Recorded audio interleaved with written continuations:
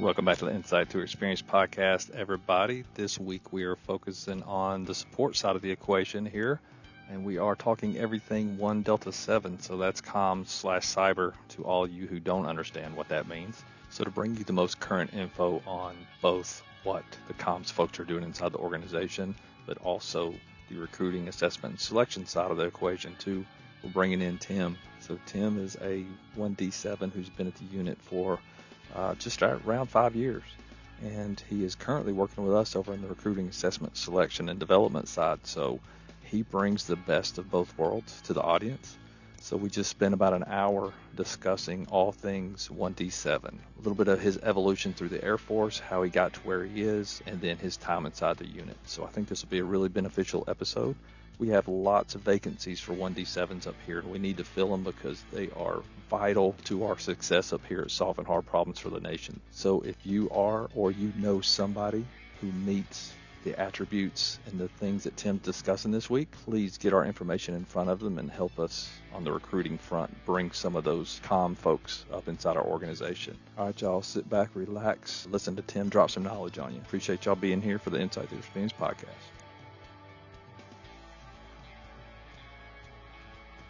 All right, welcome back, everybody. It's awesome to have Tim here with us this week. Tim, thanks for joining us, man. Good morning, Trey. Happy to be here.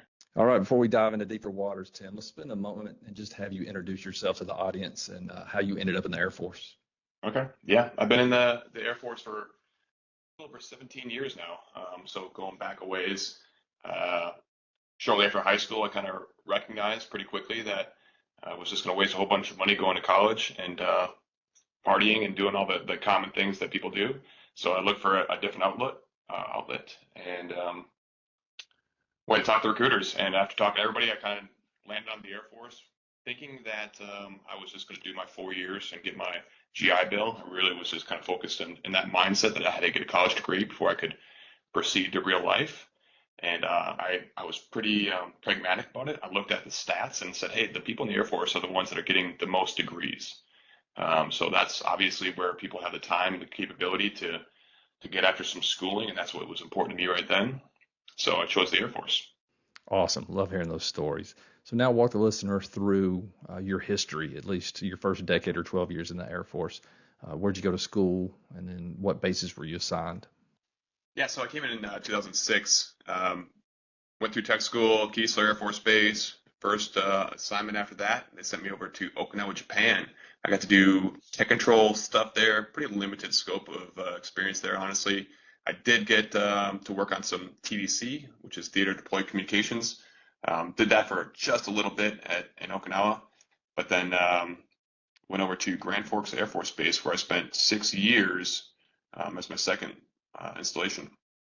At that, in Grand Forks, I got to definitely expand a lot more in the comm spectrum. I got to do network infrastructure side of things. So definitely allowed me to learn a lot more in my technical capacity. And then I eventually was moved over to the high frequency global communications system, which is big HF hub network thing. And so I got to learn the radio side and expand more in the network as well. So a little bit of a diverse background, but it wasn't that much. It was still focused mostly on the IP world, the network side of things. So in Grand Forks, I got comfy. I was at that NCO level where I had a good team. Like, we had a good shop. I liked the job. I liked the area, despite the 8-month winters. It was a good assignment. And about 5 years into that assignment, the Air Force sent me an email and let me know that they had different plans for me homesteading there. And they said, hey, you're going to go be an MTL. And initially, was really opposed to that. I really kind of fought against it, dug my feet in as much as I could, but came around to the idea of it, and they sent me to Kirtland Air Force Base at the Pararescue Schoolhouse. It was a developmental special duty. It's something that I did not volunteer for, but of course turned out to be a blessing in disguise. You know, I met great people there. Actually really got to enjoy Albuquerque and the southwestern part of the United States. It was just it was a super good developmental. It truly was a developmental position for me because I got so much more mature, I would say. Unfortunately, I lost some technical capability. I didn't do comms for 4 years, but Beyond that, it was an awesome experience for me to meet those people and see a different side of the Air Force that I'd seen previously.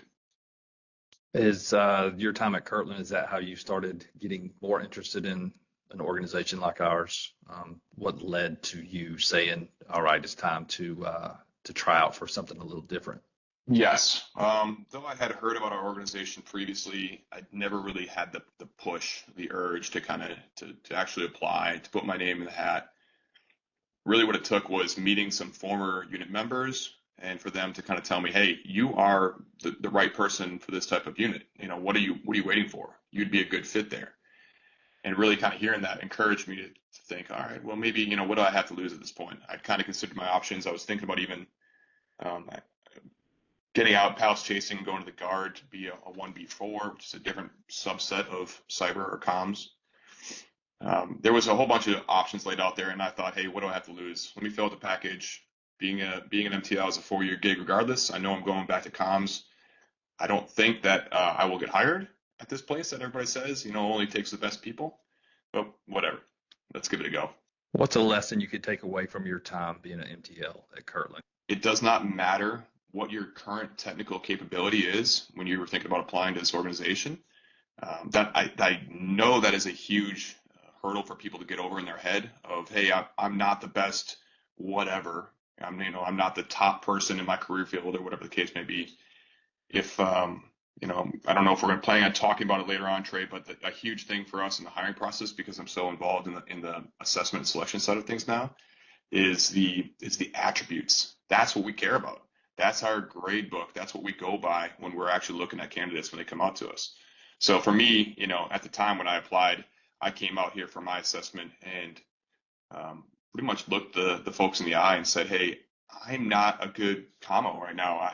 I used to be a good communicator, at the time I was a 3C2, or no, I think I was a 3D at that point, 3D1. The career field has changed a bunch of times now, but I told him, hey, coming out of this 4-year gig, I don't know what's changed. I don't know, what I could do to make myself better, but I used to be good at this stuff, and I think I'm flexible. I think I'm adaptable. Give me a shot. And that's what the people really want to hear. That's what the board wants to hear, is they want to have the people with the right attributes, the right mindset. Not so much, hey, you are current on this certification, or you have this degree or this background. Those are all bonus points. Those are great to haves. But what we care about from the hiring perspective is those attributes. How is your stress tolerance? How's your communication, your interpersonal effectiveness? Those factors are what we care about. Yeah, a couple of thoughts. First off, I just think it's important to throw out as mentorship out to the larger force, those that listen to this that may be coming up behind you or in other career fields, it doesn't matter. Having a development assignment is often, everybody looks at that as a curse, or I shouldn't say everybody always, but a lot of people look at that as a curse and then that's going to hurt their career. I think it's just the opposite. You're a great example of a guy who had to go do something abstract for 4 years. And anybody that knows you after you came up after that assignment can clearly see how mature you are as a human, not just as a comms guy. So I just nudge everybody out there. Don't be scared of development opportunities. They're going to do nothing but mature you and help you solve problems a little bit differently. So that is one thing that stands out about you. We are going to talk in depth about the A&S process, the current one. But before we get there, Tim, tell us about what yours was like, because they have shifted a little bit. We are doing things just a little bit differently. But what was the process like? How did the application get in front of you? And then once you applied, how did you get notified, and what happened when you came up for assessment? After kind of deciding that I didn't have anything to lose and I should just throw my name in the hat and apply anyways, I reached out. I'm sure it was you or one of our other folks that come out to the PJ Schoolhouse on an almost quarterly basis that, passed me the brochure, passed me the website, passed me some sort of link to say, hey, reach out to our support side recruiters, our 2 professionals on that side, and they'll send you the most recent application. There was a lot of email stuff back then. There was a lot of back and forth with DoD Safe and uploading of the PDF application and that cumbersome process. I hope that we're past that now. I think that we are for the most part. But that was kind of my experience was, hey, reach out to this guy. He'll email you the newest thing. I got that. I filled out a rather lengthy, 22, 26 page application. talked to the boss, the commander, and said, hey, I'm thinking about applying to this one place. I told him where I'm applying, and he said, yes. What do you need from me? So I sat down with him and kind of just talked through, this was my aspirations. This is what I'm trying to do. I'm thinking that this next place would be aligned with my priorities. And then he kind of wrote up a little recommendation letter for me. Still part of the, that evaluation is still important in today's applications. I didn't realize that was what was happening at the time, but he was kind of vetting me for that recommendation. So once you got accepted and to come up to the assessment process, walk us through that. After getting that phone call or that email, came over and I was told, hey, you're going to be applying for this one position. We've got a spot for you, but I was the only commo that came off of that assessment. So it was kind of a one-off type of deal. I think we did a PT. I know we did a PT test first in the morning, just regular Air Force PT test. Then we rolled into a couple other, the psych screening, the fun, the always enjoyable 4+ hours of bubble tests and circles and things like that, and getting to kind of drill into your head a little bit. The biggest thing I remember, that's all kind of standard, things that I was expecting. But the biggest thing that I remembered then was kind of getting handed off to the work center. Didn't even know who I was talking to at the time, but I just kind of hung out with, got brought into a shop and they said, hey, this is some other commos and this is what's going on. I talked with them, met with them. They had some questions for me. It seemed pretty informal. And I was okay with that. I didn't want it to be super structured or anything. And while I was there, they said, hey, we have another opportunity that's at our different operational squadron. If you want to go, drive 30 miles, we'll take you over to the other side of things. And you can go work out with them, hang out with them, get to know them. That's what I ended up doing. I was brought over to our other training facility, met with them, and they said, hey, we're going to go for a kit run. Are you interested? You want to do that? I said, yeah, that sounds great. What is a kit run? Because I've been in the Air Force for 12 years now, and I had a couple deployments, but they were comm guy deployments. I was in the rear working on gear.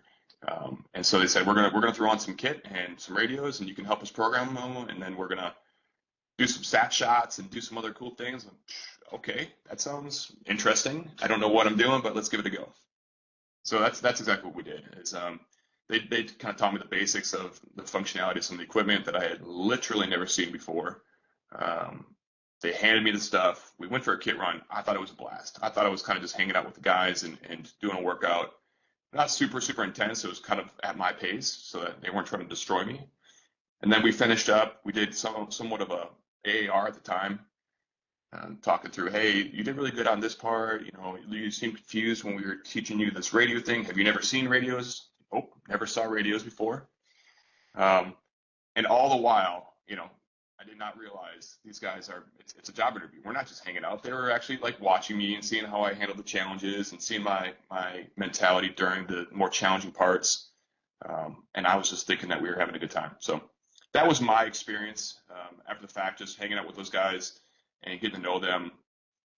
I just felt at home, honestly. I felt like these are a good group of people that seem to care about a lot of things, that are hardworking. There was a lot of operational things happening in the background that I could see that they were trying to handle, but also they were really putting a priority on assessing me.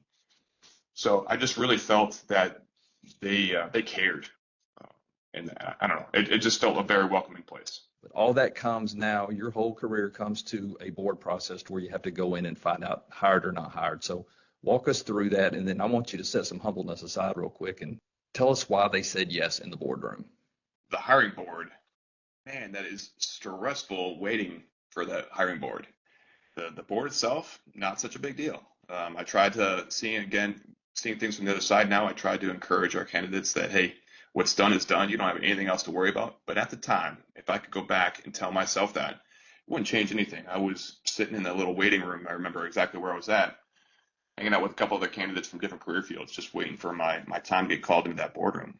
And it's like, hey, why am I even so nervous about this? I couldn't talk myself down because I said I came here with zero expectations, did not care if I got hired or not. It was just, shot in the dark. I'll give it a go. And now I was like on pins and needles trying to figure out if that was going to get selected or not. I think that came down to while I was there, I kind of, at least subconsciously, I was assessing the unit as well, because I was ready to say, no, not for me. Thanks for the offer. If given the offer, I was considering that as an option throughout the time, but somewhere along that process, I shifted. I was like all in on it. I said, man, I absolutely want to get hired here. And now I really care if they tell me no. So when I did finally get called in there, I know that the boss just, his one question to me was, hey, tell me about yourself. And I was like, oh, okay, yep. I've got a quick little elevator pitch. This is who I am. This is a quick little snapshot of my background. But really what I want to tell you, sir, is that I'm super motivated. During my experience here, I got to kind of experience the culture, and I think I'd be a perfect fit here. I think that I can help advance the team, and I just care a lot about helping the people around me. And it seems like the people here already have that mindset. And he's like, cool, that's what we're looking for. So the board itself was not bad.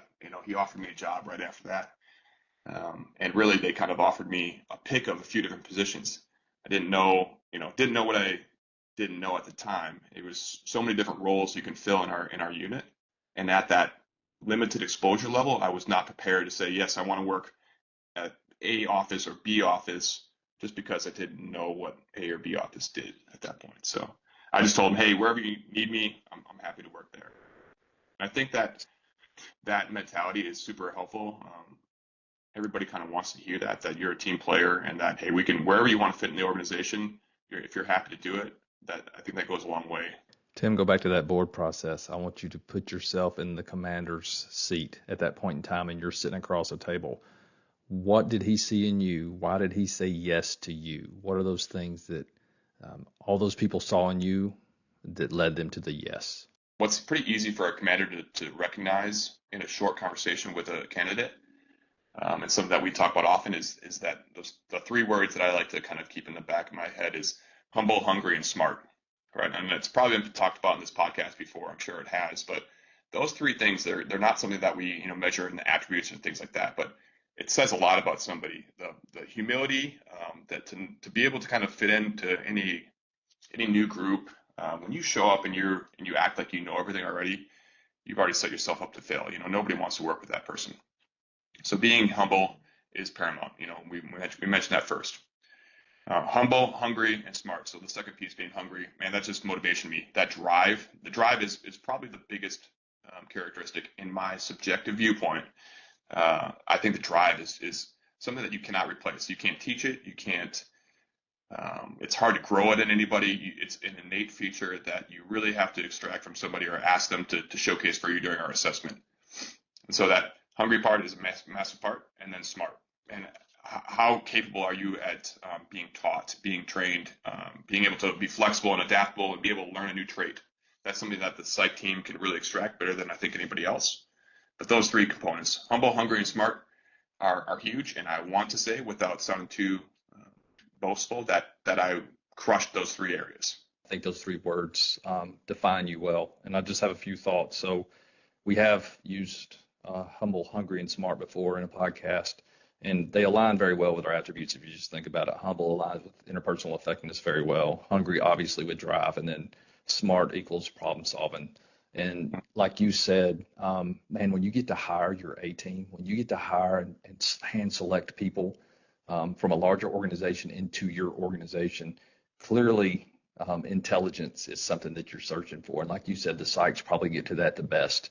And just know that every human out there has a intelligence or an IQ ceiling. We all have one. What we're just looking for is, what is yours? Like, what is Tim's when he came, did his testing and then did his work centers? And then how much can we build on top of that? How much can we use his intelligence, throw problems in front of him? How fast can he learn and adapt? And Tim is one of the better guys at the organization that I've been around in years. I always say at the shop, you can hand that dude anything. I could teach him to do close air support, and probably short order time, the dude could be really good at doing casts. So I think Tim he's going to hate hearing this, but he's the guy that you want in your shop because he can put out fires. No matter what the problem is, the dude tries to solve it because he's so driven. So it's a privilege working with you in the recruiting shop now too, which we're going to talk about that here in a minute. So when you came up to the organization after you got hired and you got PCS orders and you came here from Kirtland, I know you were part of the second STIC course that we ran, so can you just riff on that a little bit? What was the integration like into the unit, and then what was that training cycle like that you had to go through? All right, so yes, I was part of the second version of STIC, and that's the Special Tactics Communicators Course. So that is a in-house solution. We're pretty proud of this. I try not to get too wordy on this particular subject, but STIC is a solution to a problem that we saw, at least I'd say my predecessors in the unit saw, in that we were taking people from a vast, diverse background in comms across the Air Force. Hey, you could have been a radio person before, you could have been a network person, you could have been a client systems or knowledge ops or whatever your particular background was in. And we were pulling people from across the Air Force and then sticking them into a special tactics unit where, hey, your job is going to be all of the aforementioned things, everything we just talked about, and then some more that you've probably never seen. So how do we get somebody from, a very specified background in comms to that huge breadth of experience or that vast diversity in comms? Well, we used to send folks to JCU's course called SOROC. They've since changed the name of that course, but it did not really fit our needs in that they are teaching certain parts of that course specifically for their communicators, and it just did not apply to our folks. We were missing out in certain areas that we needed to teach, and a lot of that course was just things that didn't pertain to us. So in 2019, 18, somewhere around there, some of my predecessors introduced this Special Tactics Communicator course, and it was kind of molded off of SOROC, but it was crafted specifically for our needs. And we taught it in-house. We taught it with a curriculum that we developed. We taught it without any outside funding, and we taught it without any outside instructors coming in. So all those things are kind of like a pro and a con wrapped into one, right? Because without having any external factors, any like funding or curriculum or extra personnel from AETC, let's say, that means we're doing it out of hide. That means we're doing it within our own budget. We're doing it from people that have regular day jobs. They have other priorities going on. But on the flip side, that means at a moment's notice, we can say, hey, last year we taught this one particular technology that we're not really using anymore. It's not important to anybody. We're not, the warfighter doesn't care about this. So that's gone. But there's this new gadget that just came out. We just bought 10 of them because they're awesome and we're going to try them. And they seem to be something that we're going to be using in the future. Let's throw that into the curriculum this year. So take the staff sergeant from our expeditionary communications shop that has been kind of front loading this and been working with the developers on this particular tool. And he's going to now be the instructor for that block of instruction for next year's STIC because he's the expert on that particular radio or gadget or whatever the thing might be. And I think that's a huge, powerful thing about our course is that we have no predefined notions of like, hey, you have to be a qualified instructor in this area or you have to do that. We literally look across our small but mighty communicator force in our unit and say, hey, who's the best person to teach this to the next folks coming up the line? And that's it. That's really what drives the mindset of who our instructors are or who can be part of that team. Hopefully I got to the root of your question there, Trey, but STIC is something that we're definitely proud of, and it's like our A&S process, constantly evolving. It is something that we're not afraid to change at a moment's notice. So when you went through the course, how were you different at the end of that course? Like Tim came in, kind of been out of the comms world for 4 or more years. How are you different once you left that STIC course and moved to your first job inside the organization? Primarily different in just kind of my exposure to all of communications, or at least everything that we touch here. And that's I'll list off a few just because some of your listeners might want to dive into some more specifics. But off the top of my head here, we start out with like client system stuff. So everybody as a commo starts with working with the end user.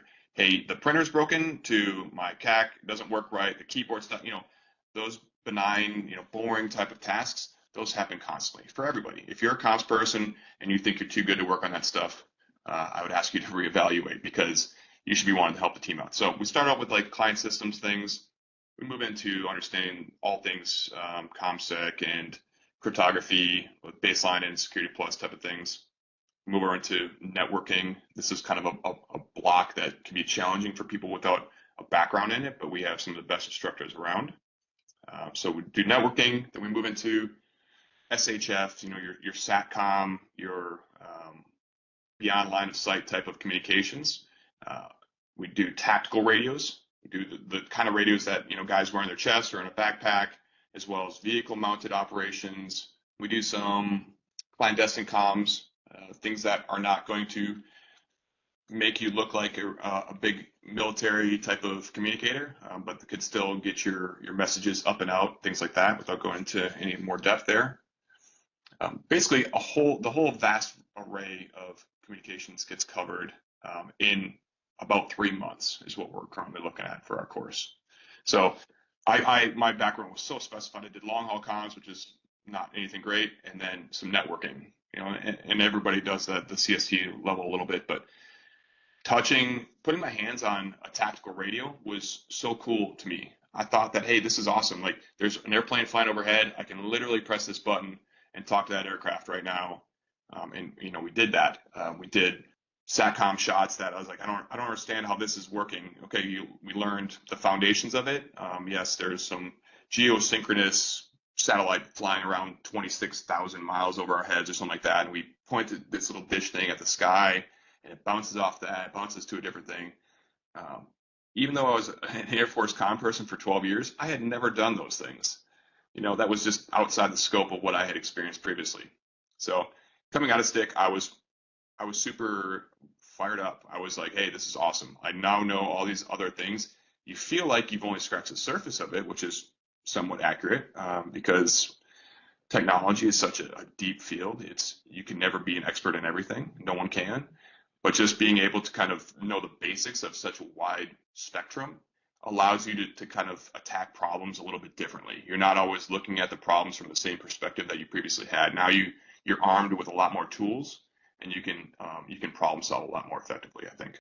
Love it. Shout out for getting the word geosynchronous in there. Love that. I expect nothing less. But also, I think it's important because I think a lot of folks, imagine you back at Okinawa or back at Grand Forks, and you hear somebody talking about, yeah, I went up to this elite special tactics organization and I'm going through this STIC course. What else is in the course, though? What are some things that might be myth or folklore out there that are happening or not happening during the course? Are you waking up every day? Are you showing up early? Are you having a PT? Are you getting crushed? Like, what is the everything other than just the comms part of that course entail? Yeah, great question. I definitely missed it on my previous answer. So I, not BSing here, Trey, I would give anything to go back and do STIC over, because it's a couple months of time where you are purely focused on developing yourself and your team around you. And that's something that you don't get to do too often in the Air Force, especially as a comms person, is you kind of sometimes feel like you're always in constant support mode. Like, hey, where's the next flyer that I got to put out? Where's the person that's in need of help? And you're never really focused on improving your own skill set for the most part. And STIC allows you to do that. And that it's in a diverse part of it too. It's not just in the comm side. It's you are meeting with the team, your small team. Most of our STIC classes have been less than 10 people.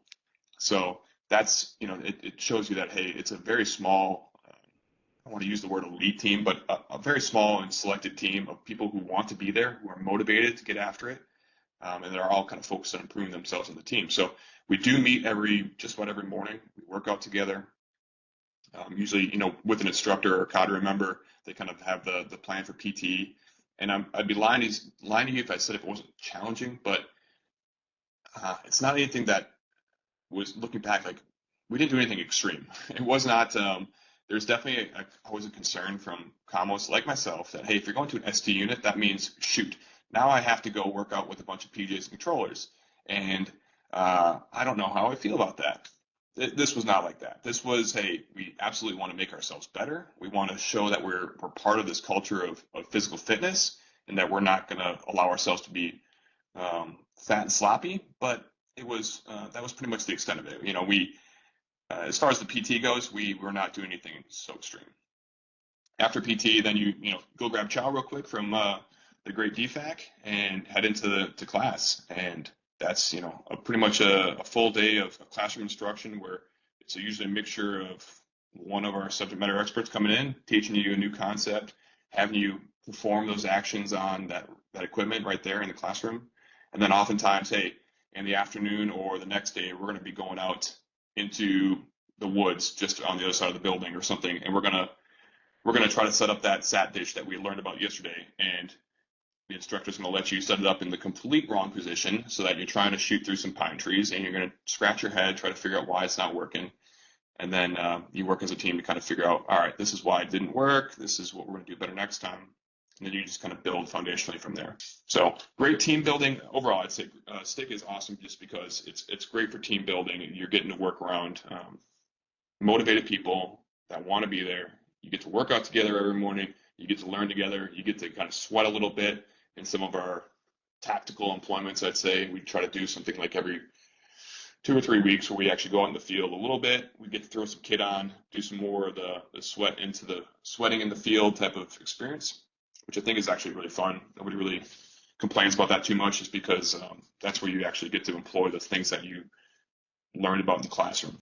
Awesome. So you graduated STIC. Let's talk about the operational assignments that you had inside the organization. And just for the audience, you know that we can't go over the classified line here. So it's tough me asking Tim this question and him trying to navigate around all the classified stuff. But in a general sense, Tim, what can you give the audience when it comes to what you were assigned? Where did you go first? What were your duties there?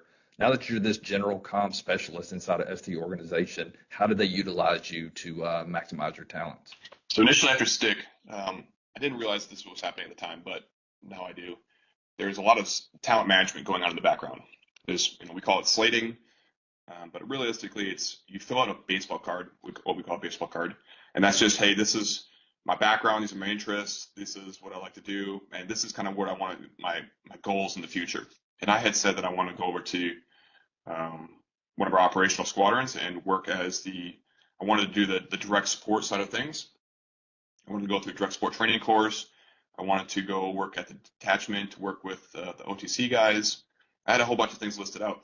And so I was not upset at all when after STIC they said, hey, the best fit for you right now is going to be working at our detachment, the training detachment. So I said, okay, cool. That's great. I knew the combo, the one person that was over at the time, and I talked to him, and like within days, I want to say it was 2 days after STIC graduation, we had a TUI that we were going to do a cast trip. I think it was a cast trip out in Kentucky somewhere.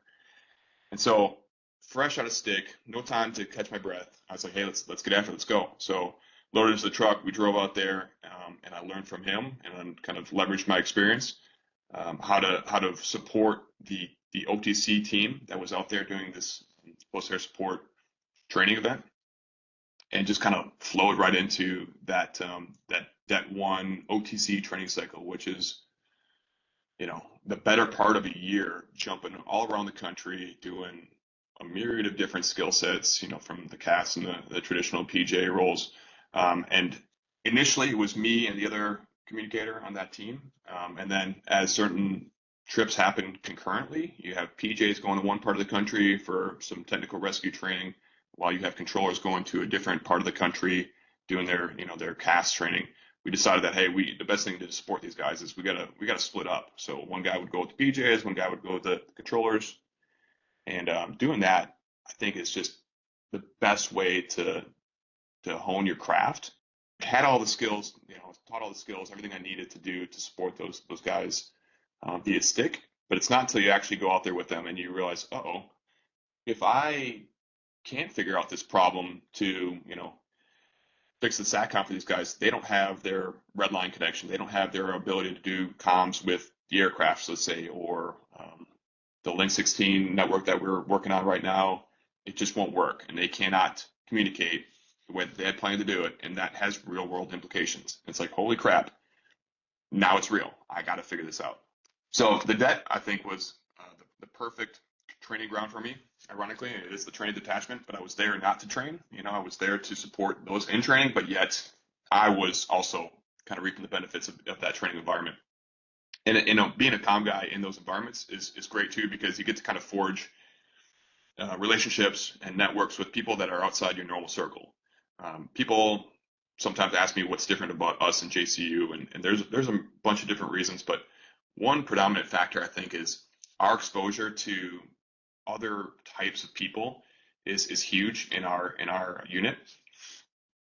In the DET, for example, it was usually me with a bunch of PJs, controllers, TAC-Ps, and some SR guys on a particular trip, and I was the only commo. And then we'd also have, a SARM person, that aviation resource management. We'd also have a logistics person. We'd have an intel person. That mixture of different mindsets is awesome. And I don't think you see that in certain other areas, like JCU is kind of more of comms people all around comms people, and then you get that group think, and they all kind of are the same way. But that's what my experience at DET was super developmental for me, because my next step was to go over to one of our operational squadrons.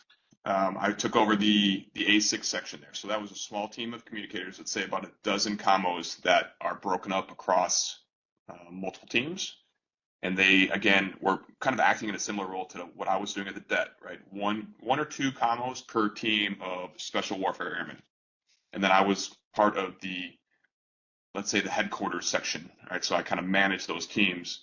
While I got to kind of mostly run it from the office, I also got the opportunity to deploy a few times and work in some different capacities from that seat. Good. Hold on, backing up just a little bit. So let's, just for the audience, if you're new to the show, a couple of acronyms that we keep throwing out that you may not be aware of. OTC just means Operator Training Course. So when the operators get selected, they got to come up to the unit. They got to go through a 9-month course. And that's what Tim was supporting, and supporting very well, by the way. That's kind of where I got to work with him for the first time, because we used to work in the same building. And he's talking about the training det, or Detachment 1. That is the detachment inside our unit that handles everything training. So just imagine upgrade training or anything like that when it comes to operators or operational stuff.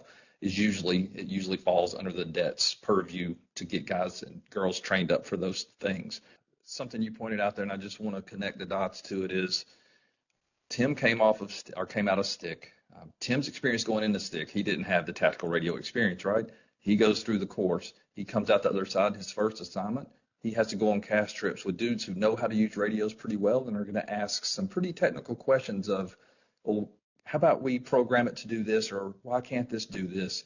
And now Tim's maybe alone in a position where he has to be able to be the expert and answer those questions to maintain credibility with guys who are already pretty smart on radios and radio theory. So like for Tim to get assigned to the DET as his first assignment, the leadership and the talent management must have really seen something in him to put him in that position, because honestly, we say no fail all the time, but he's in a position where it's pretty stressful to where he can't make mistakes, because if he does, the training day suffers. And when you're talking about close air support aircraft, there aren't many to go around these days. So everything that he just said is just pointing back to the fact that he was the right guy at the right time, had the right attributes to be successful. So I just wanted to point that out and draw that out a little bit, because it just kind of highlights Tim, but it also highlights the opportunities that exist for commo folks as they come up here and get to do some very special things. So Tim, let's move on to your time at the operational unit. So you kind of outlined what your role was and what you were doing. What are some other things that commo folks or cyber folks now these days, what are they getting to do inside that organization that might not be just focused on direct support stuff? Yeah, so the direct support RTO side is pretty easy to kind of pitch. Some people have the right mentality. A lot of people come into the Air Force thinking they want to do some special warfare things, or battlefield airmen at the time, as it was called. And then for whatever reason that doesn't happen for them. Our direct support RTO is a Frankenstein version of a communicator with a lot more training and a lot more tactical type of power. But without getting into them too much, we also utilize communicators from whatever background, as we call them TACOMs, tactical communicators. And that's, again, kind of your catch-all. Like, you got to do it all as in that role. Sitting over in the operational squadron, in 1 minute you're going to be working on the boring, hey, my KVM, the keyboard video monitor switch, is going out again, and my screen's flickering, and hey, no problem, I'll go over there and I'll reboot it a few times and wiggle some cables around. We'll replace it if we have to. We'll work on that too. Hey, something real world is happening. We need you to kind of sit in and talk through what our SATCOM requirements would be for going to this country X. What are we looking at? What kind of coverage would we have there? Are we going to be able to talk? Are we going to, the commander's going to look at you and say, hey, if I put people over in this area, how do I see their little blue dots on a map? How do I feel confident that my folks are safe?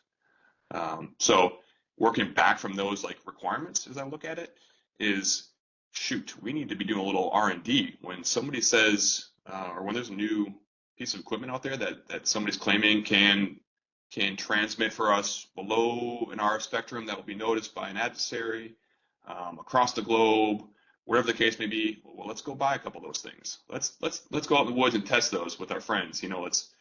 Let's go out and try to break these things. So it's tough to explain, I guess, but what I would say is that there's very few limitations on what comms does in our unit. If it plugs in the wall, somebody's going to expect that the comm guy can fix it. We all know that's not quite accurate, but it's kind of empowering in the fact that there's no restrictions on our ability to go out and think outside the box and to come up with clever solutions for other things that people think, well, we can't do that because, I don't know, nobody else uses that thing, or yeah, so what? We could go buy those things. We could hook these things together. We could do whatever. And kind of playing through those concepts and those ideas is really fun and empowering. What I hope everybody hears as Tim's describing these duties is why you have to hire people who are smart and who are also driven. So it goes back to his humble, hungry, and smart moniker that he kind of lives with, or he was talking about during his selection process. Tim, what I want to ask you now is when you leave work and have a great day, what happened in your day that made it great at our organization? And then the same thing to counter that, I'm sure you've left that fence line and went out the gate frustrated and like, man, I don't know if I can come back tomorrow and do that again. Give us those days. And all I'm trying to do is baseline everybody on, man, this is an awesome place to work, but some days are going to be awesome and some days are going to be frustrating. How do you survive through that? What were those days like? I'll start with the frustrating days, because I think that one can be a little bit easier to recognize. Biggest frustration I have is probably working with folks external to our unit. I hate to say it like that, but honestly, our unit hires people that want to get to yes. And you don't really recognize that so much until you're dealing with folks outside the unit a lot more.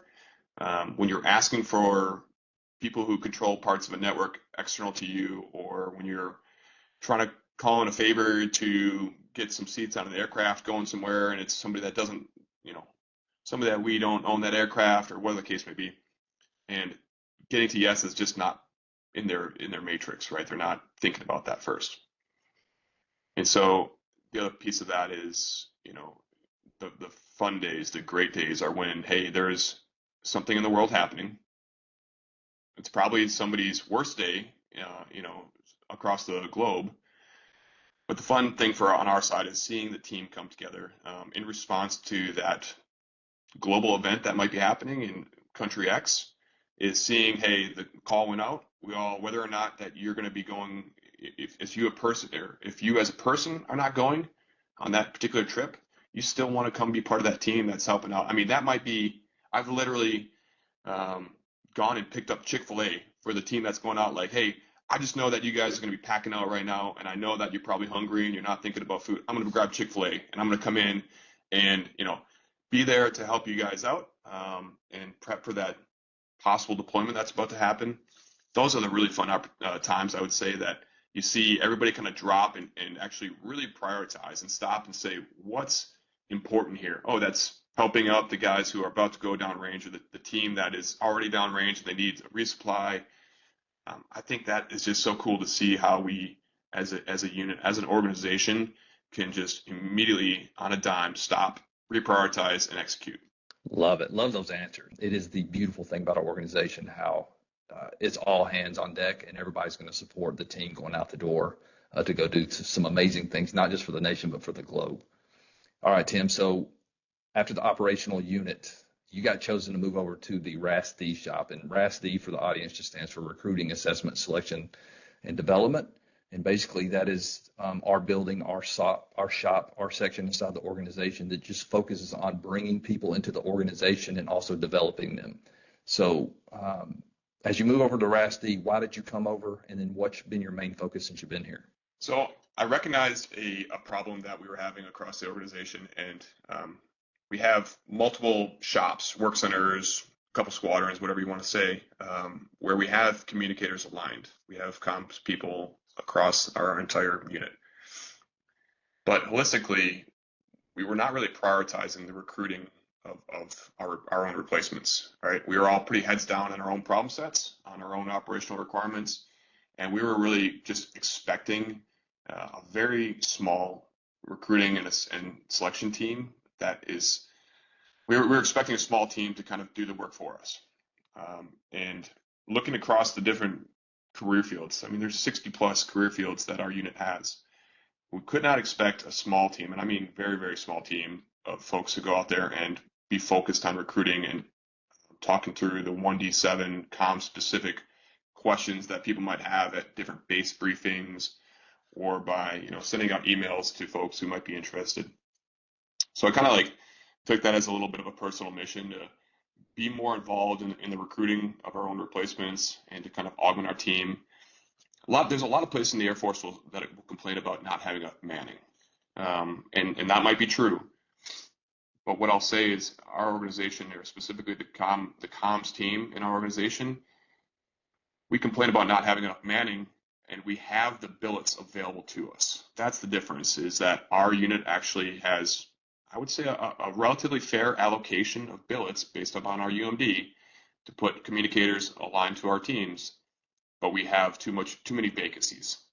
So that's the big difference in other parts of the Air Force is, other people might need more manning, but if your UMD doesn't show that, doesn't have the vacancies for it, it's kind of a long road to getting that re-looked at and changed. We already are a few steps ahead. We have the vacancies, we have the billets. What we don't have is, or what I didn't think we had, was the time to go out there and recruit and tell people about this opportunity. The 1D7 career field is one of the largest in the Air Force.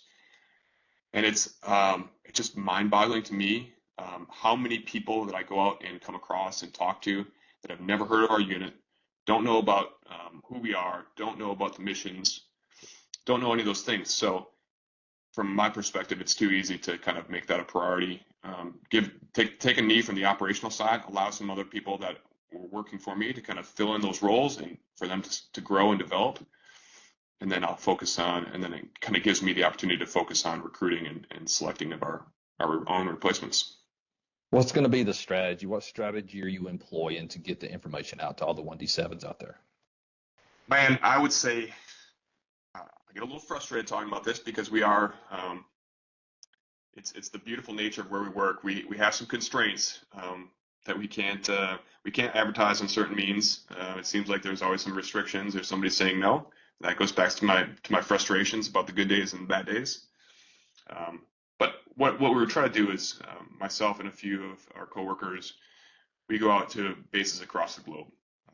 We go overseas. We go to PACAF. We go to we just got back from Germany and Italy. We go to bases across the Midwest, to literally any place where there is a congregation of Air Force people that could benefit from hearing what our unit is. We go around and we talk to folks. We do in-person briefings so that they can kind of get an idea of who we are and what we do. I mean, it's really tough to kind of pitch the entire unit. You don't know what you're getting into until you're here. And even while you're here, it's always evolving and changing. So it is a tough thing to get out and advertise. I think these podcasts are great. I'd say that the website is probably the single biggest thing that we hand out to people. We have some pamphlets and brochures and stuff, but it all redirects back to our website.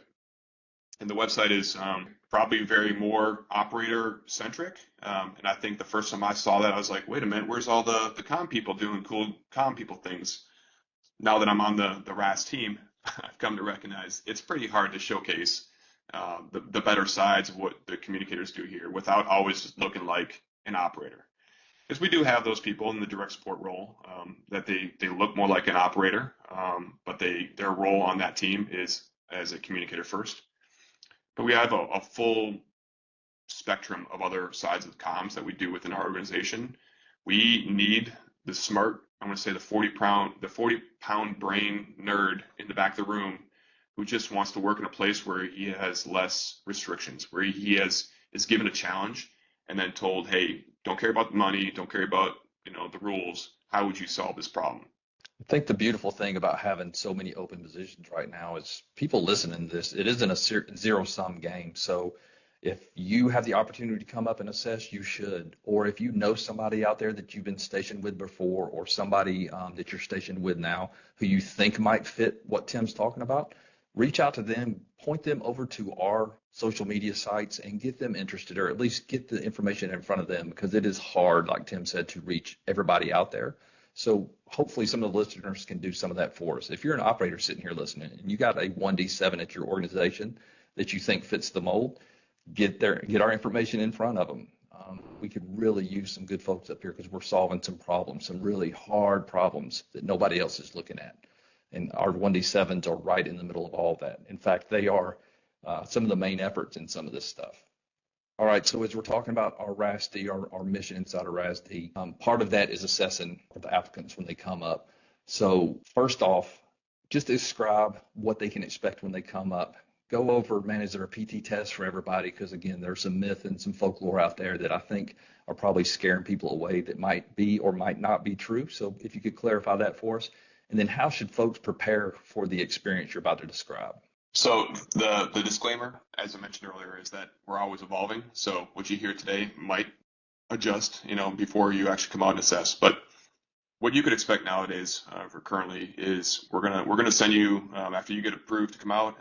If you do all the package, you have the coordination with our recruiting team. You're gonna get your DTS line of accounting. We're gonna expect you to be able to go in there and create your orders and come on out to a hotel nearby, and we're gonna put you up there for almost a week, 4 or 5 days. Once you're at the hotel, you're gonna go through all the psych screening, the security screening, a whole bunch of bubble tests, all those types of deals that every AFSC does. That's pretty much the majority of your first day. You'll also have the opportunity over the next few days to come sit down with the peers, your other commos of the team. The attributes are what we're looking for. So we're not going to do a operator or any type of obstacle course that's going to throw you, put you at risk or anything like that. The operator selection, I'm sure your listeners are very familiar with it. The operator selection is extremely physically challenging. That's kind of what their bread and butter is. That's what the expectation is before they show up.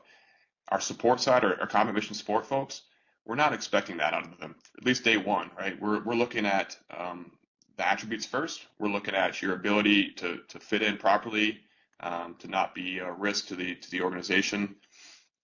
It's just a different mindset in our application process. So less physical currently. There's always some thoughts that people should be more physical, less physical. I would say if I were applying today, I would want to be in as best shape as I could physically, but it doesn't really it doesn't matter as much to us currently. What matters is you being those humble, hungry, smart. I would say come in with the mindset that don't have an ego, don't try to show off, be honest. We want to really get to know you. We want you to get to know us. That's one thing that we're pretty big on is giving feedback to our folks, and that's something that can come through sometimes is, hey, we felt we didn't really get to know you that well because you kind of had a facade on the whole time, or you were just playing the part that you thought you wanted us to see. We honestly want to get to know every applicant. The work center gets an opportunity to sit down for 1 or 2, sometimes more days, and get to know them. So that's the biggest thing is be yourself. Don't stress about it. You can't prepare for everything that we're going to ask you to do, or there are some parts of the assessment where you're going to fail and you're going to think that you suck. That's by design. We want to see how you might fail and might recover and get better. And again, that's not usually going to be in a physical capacity. That's going to be let's give you a piece of comm gear that, you say that you're good at radios. Cool. Take this radio that I almost guarantee you've never seen before, and we'll give you a quick training lesson on it. We'll expect you to kind of work through it, and then maybe give a brief to us back in 3 hours or something, prepare a little PowerPoint. There's a whole bunch of different exercises that we can utilize. But I would say the biggest thing is be yourself, be humble, hungry, and smart. That's it. Love it. Love it. I think everything you just described right there, especially if you're going to do an event that's like, here's an unfamiliar radio, we're going to teach you on it, and then we want to see you perform it later. You just described probably a day of stick right there. So really, we're just testing, are you smart enough to learn it? Are you driven enough to practice on it enough before it's time to execute? And then can you execute? Can you demonstrate that you're trainable inside a stressful environment? And honestly, on the operator side, we're talking about operator training course. Like, that's why our assessment and selection model is pretty good. So I appreciate you explaining that a little bit. What I'd like to do now, Tim, is just kind of do some rapid fire questions a little bit that I think are always hanging out there as things that people want to know. Are you ready? Send it. All right. How long can 1D7 stay here at the unit? There is no written limit. I would say on average it's 4 to 6 years. We do a code 47, I believe it is. It's a 4-year control tour, and after that you request to stay based on an annual basis. So I'm over 5 years now. I've got my second extension approved. I would say the majority of people stay here average 5 or 6 years. We have seen people stay here longer. We had an RTO that was here for about 9 years. Why should folks not be scared of Fayetteville? Fayetteville's not that bad, first of all. We have a slide in one of our recruiting briefs that says not Fayetteville. It's not Vietnam, it's not No Hope Pope. But realistically, the majority of the unit members don't live over there. We don't really go over to Fayetteville much at all. Most of the unit lives over in the Southern Pines, Whispering Pines, Pinehurst side of things. And it's great communities over here. I did not come here for the location. I've always, after learning the mistake of Okinawa versus North Dakota, I realized that location isn't everything. It's more about the job and your job satisfaction. So I came here for the job. I did not expect to like North Carolina, but North Carolina, I've really come to appreciate it. Man, we are a couple hours from the beach, a couple hours from the mountains, pretty centrally located for anything you need. The climate is awesome. I mean, we're in the fall right now, and I think it's supposed to be 80 degrees today. So, location, surprisingly, way better than I thought. What's the best way to describe family life inside the local area? Tons of things to do around here for families. I would say even outside of I'd look a little bit more internally. Our unit, I can't believe the level of care that our unit does for its members. I have never seen an organization that puts as much money and investment in people and time into taking care of their teammates. Of course, everybody's helping each other out. We are constantly looking to your left and right, trying to make sure your teammate is good to go. But outside of that, we have a peer network coordinator, we have social workers, we have sports psychologists, we have an entire staff of folks who are devoted to taking care of you and your family. We've all recognized somebody who doesn't have their mind on the game because something at home is going on. That takes everybody out of the fight. That becomes your top priority if you're focused on family or home problems.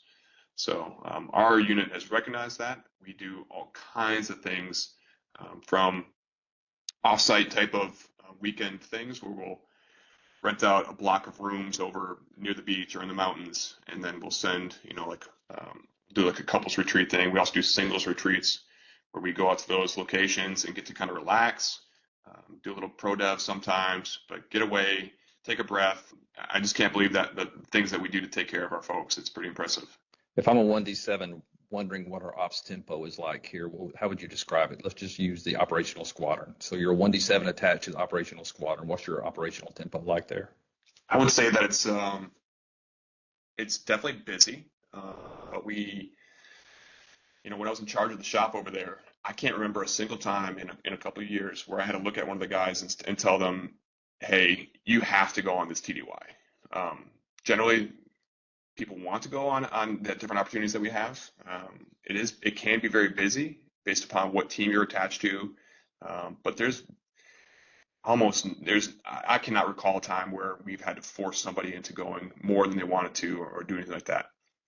On the other side of things, there are positions within our unit as a commo, as a 1D7, that you really don't need to go TDY very much. You don't have to go anywhere to do your job. You can do the main functions of your position from the keyboard, right?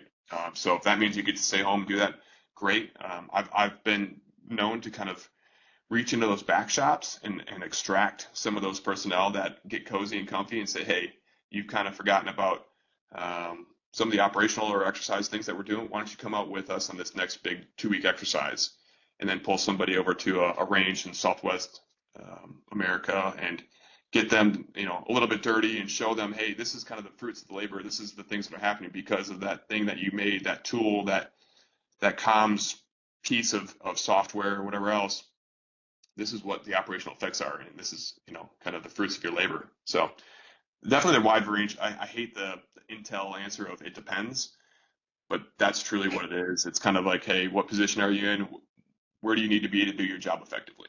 Love it. So everybody's unit man document across the Air Force. Obviously, you're going to have more positions open for lower ranking people, maybe E4, E5. And then as you get higher in rank, those positions reduce down. Obviously, it's just talent management.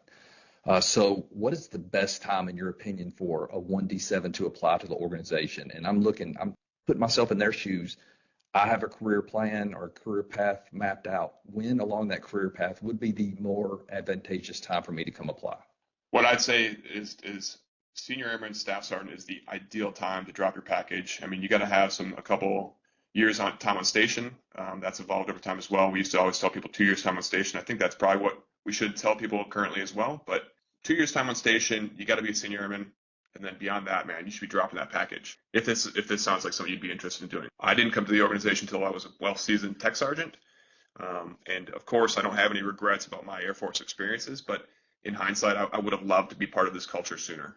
All right, Tim, as we begin to wind down, what have we left on the table here? What should we discuss real quick that we haven't talked about yet? I may have hit on it a little bit earlier, but the big thing that I try to tell young 1D7s, and this is true of most of our AFSCs, but more so in the 1D7 side, we really, in our unit, we look at things as a meritocracy, right? Like, hey, who is the best person to do this particular tasking? And I think that's super empowering because it's really more about the aptitude and the attitude, as I say often in some of our recruiting briefs, like your aptitude being what are you good at? What can you be good at? Like what area are you interested in? So your aptitude and your attitude, your interests, like what fires you up in the morning? What piece of comms could you be the best version of you at? And what can you do for us with those two things aligned?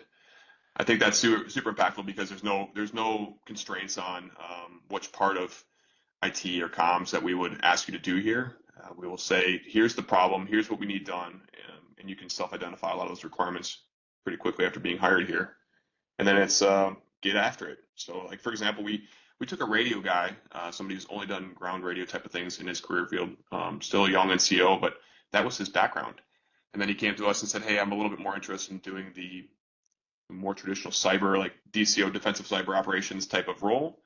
This is what I'm interested in doing, and I think I'd be okay at doing it.